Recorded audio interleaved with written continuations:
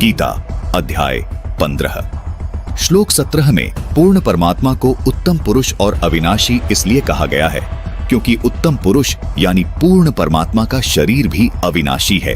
इस उत्तम पुरुष को परमात्मा भी इसलिए कहा गया है क्योंकि ये पूर्ण रूप से अविनाशी है, सब आत्माओं का स्वामी है, जिसका शरीर भी कभी नष्ट नहीं होता। इस उत्तम पुरुष के लोक में किसी प्रकार का कोई दुख नहीं है।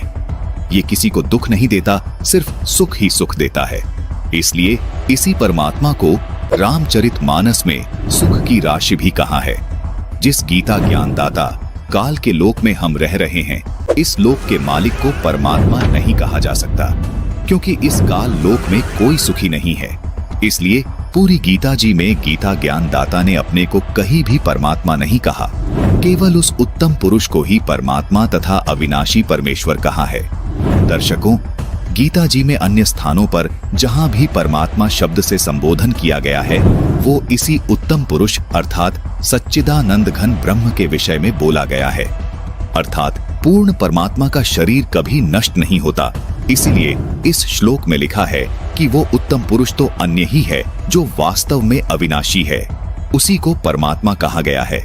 संत रामपाल जी महाराज सभी को आदि सनातनी भक्ति पर इसलिए दृढ़ कर रहे हैं ताकि हम सब आदि सनातनी भक्ति करके उस उत्तम पुरुष के अविनाशी लोक में चले जाएं, जहां जाने वाली सभी जीवात्माओं को भी अविनाशी शरीर प्राप्त होता है। अविनाशी शरीर होने के कारण उस शाश्वत लोक में पुनर्जन्म व मृत्यु नहीं होती, जहां जाने के बाद साधक लौटकर इस काल लोक में कभी वापस नहीं आते।